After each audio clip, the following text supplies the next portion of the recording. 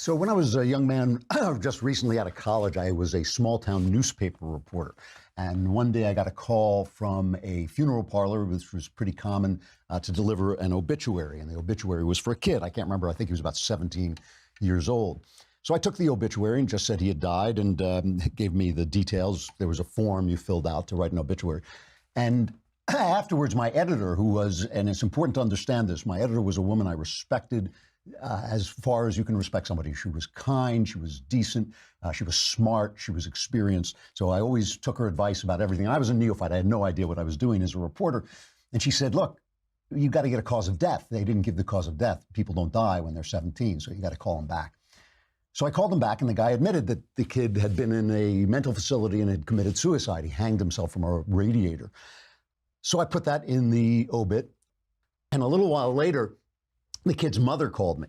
Obviously, one of the worst phone calls I've ever had. She begged me not to run the fact that the kid had committed suicide. People save obituaries. They're a sort of memory of the person that they've lost. And she said, please do not put this piece of information that my son committed suicide in the newspaper. So I immediately said, you've got to talk to my editor. This is not a decision I can make. I'm a cub reporter. I don't know what I'm doing. I hand it to my editor, completely thinking, well, of course, you leave it out. If a mother who's lost a child, I mean, nothing is worse than losing a child. Here's a mother who's devastated. She's asking you a simple thing, leave this piece of information out of the story. So, of course, you wouldn't. So I handed it to my editor, who, as I say, was wise, kind, and knowledgeable, and just assuming she'd immediately agree.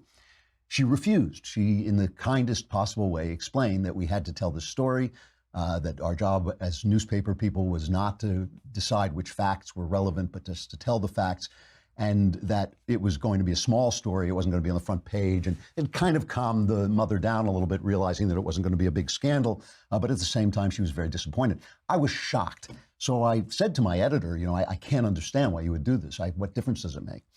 We talked about it till late into the night. And she said to me, you know, every story is part of a bigger story that we can't know, the story of this county, the story of the county we're covering. We can't see that story. We can only see each individual story as it comes in. And so our responsibility is to tell the truth as far as we know it about that story and let the true story of the county unfold as it will. It turned out there are very few stories like this that actually have an ending, but this one does. It turned out, in fact, that there was a spate of youth suicides going on in that county, which it's very possible that nobody would ever have known about if we hadn't reported each individual story as it came in. She was right. I was wrong. And of course, one of the morals of that story is that your emotions are not always a very good guide about how to do something as objective or as as objective as humanly possible as reporting the news. Which brings me, of course, to this terrible shooting in Broward County, Florida. I always hate these things. They make it impossible to do a funny show. We can't play our song.